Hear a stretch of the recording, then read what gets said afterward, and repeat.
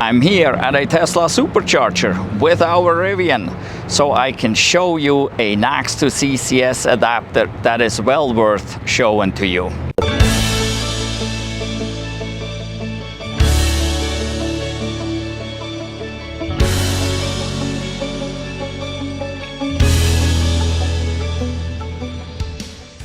I got this adapter from ELEGRP, E-L-E-G-R-P. I think it stands for Electrical Group, and they make lots of electrical things, including this adapter here.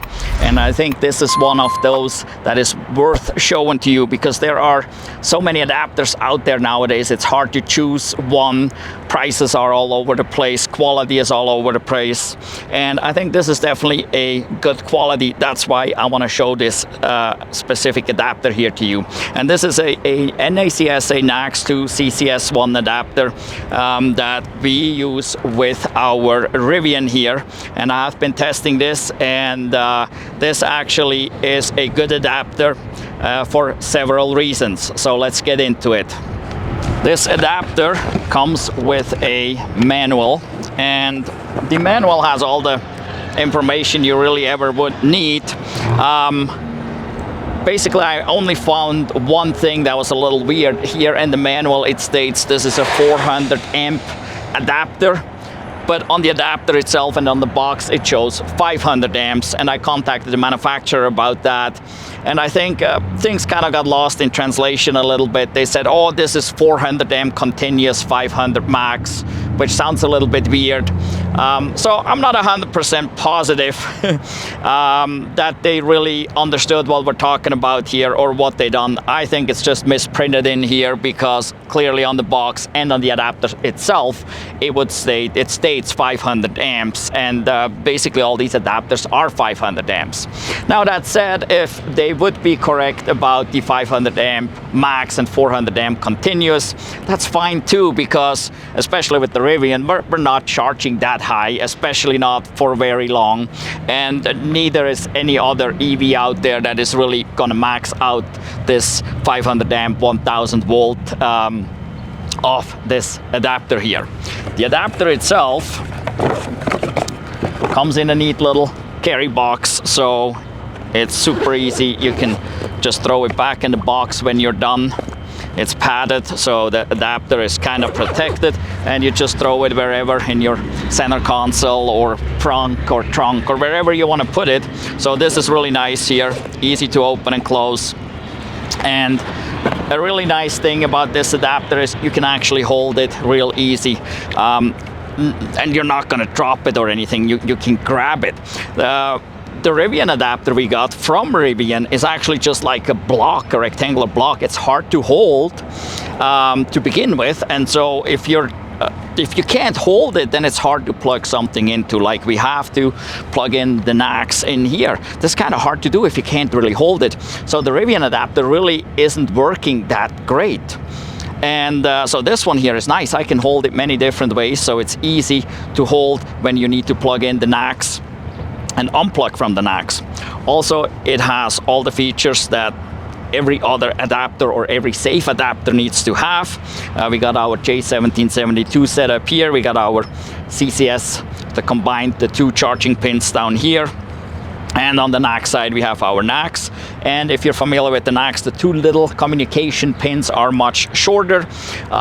So in case it would get unplugged without stopping the charge, it would stop the charge before the two main pins come unplugged. So all this is good because that has to be like that. Then also when we press this will have to break the communication in order to stop charging, and it does so. Same thing with the other latch down here, this other lock, it has to break communication so it stops charging, that nobody can unplug without stopping to charge. All that said, you are supposed to stop charging either in your vehicle, on a charger, or in the app. Do not stop DC fast charging by pressing here or unlocking here. That is not what you're supposed to do. We want to stop the charge before we unplug anything, making sure there is no arcing here, because that could burn up the pins, damage your adapter, or damage the charger, or both. So yeah, this one is really cool. Like I said, it's easy to grab. That makes it nice. So now the only thing I found is the slider down here.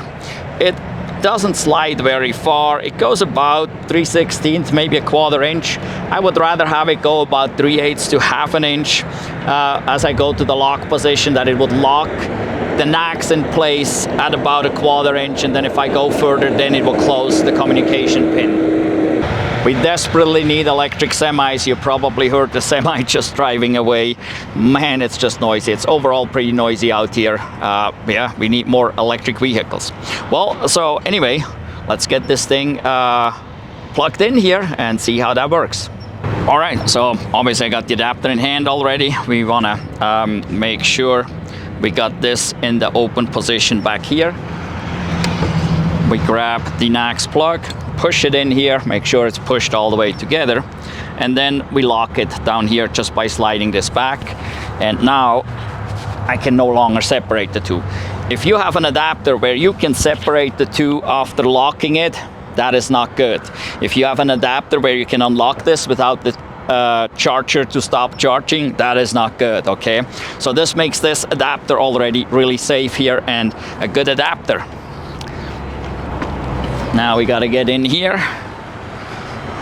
So, gotta put the flap down, plug it in. There we go. And when you plug it in, you wanna hear a click. And now,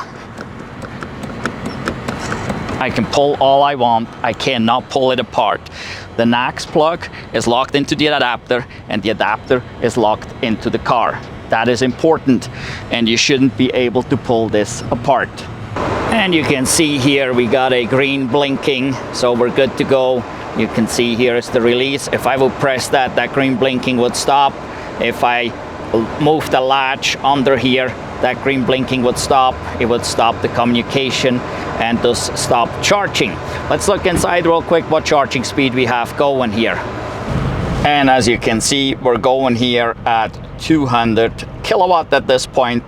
We started around 10%, we're already up to 12. So we're going pretty good here. That is nice to see. The adapter doesn't seem to affect this charging at all, and that is what we're looking for. I had some cheap adapters that would be affecting the vehicle, not going as fast as they quickly heat up due to bad materials and so on. But this one seems to do good here. We're going up nicely without a drop in kilowatts, so I think that is pretty good. Now that said, I used this adapter multiple times over longer sessions already, testing it before we shoot this video obviously, and it's never been an issue. It never got hot. It gets a little warm to the touch, just like a Tesla plug, or the NACS plug actually does, just like anything. It gets warm if you have a long session at high speeds. But yeah, other than that, it never got hot. It also has over temperature protection, so if it would get really too hot, it would actually shut down charging as well. So yes, this has been a wonderful adapter for us, and I like it much better than the Rivian supplied adapter. This here is the Rivian supplied adapter. It's totally smooth. It's kind of hard because, well, you can't hold it there, you got to hold it here, but it slides out of your hands real easy. You can't really hold it there necessarily. There's not much to grab.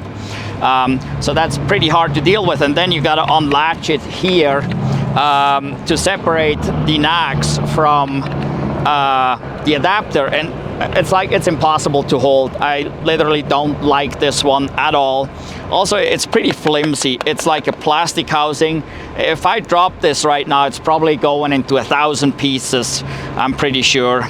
So yeah, I do not like this Rivian provided adapter. Also, besides a besides NACS DC adapter and a serial number and the 1,000 volts DC, it doesn't say anything. There's a QR code on here. If you scan it, it just gives you the serial number that it says there.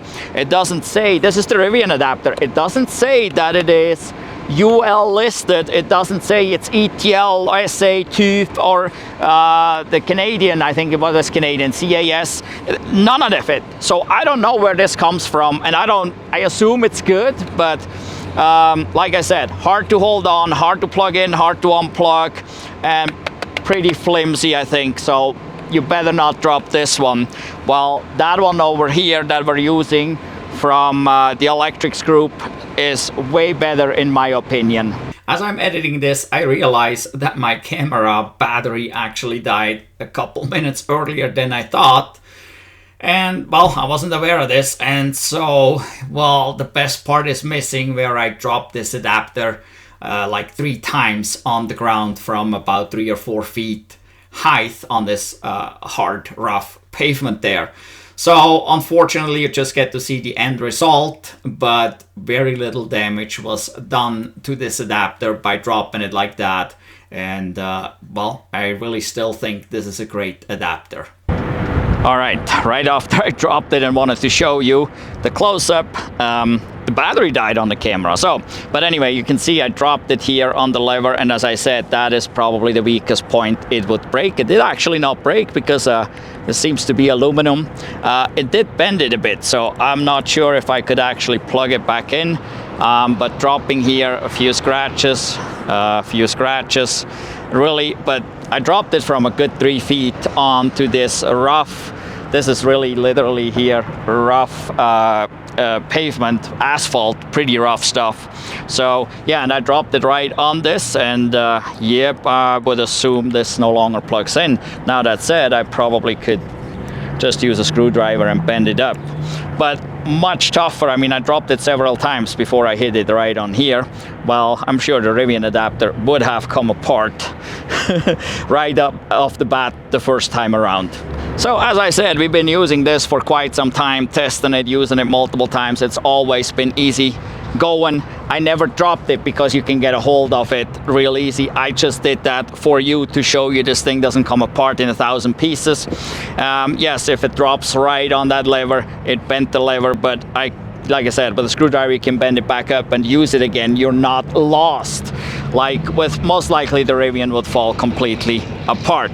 So there are links down below in the description. So if you're looking for a good NACS to CCS adapter, this one here, the ELEGRP Electrics Group, I believe, ELEGRP, I don't know how you want to pronounce it, is definitely a good adapter. It doesn't have any certifications, just like the other one. It doesn't show any on here, but it has the safety functions here, and it's locked together solid. And if someone opens here or here, it will break the communication and stop the charging. It has the pins in the correct length here, those small communication pins. So everything is good about this adapter. So this is one I definitely can recommend without having any fear that something goes wrong on the car side or the charger side. This one definitely works. So yeah, again, there's a link down below in the description. If you need one, get yourself one of those adapters here. And by the way, we have more reviews of chargers and adapters and so on. We have lots of road trip videos, so go check those out too. Well, make sure to give us a thumbs up for this video, as well as for all the other videos of ours that you watch. And if you haven't done so yet, please subscribe, hit the notification bell so you don't miss out on any of our future videos. In any event, thank you for watching. Goodbye.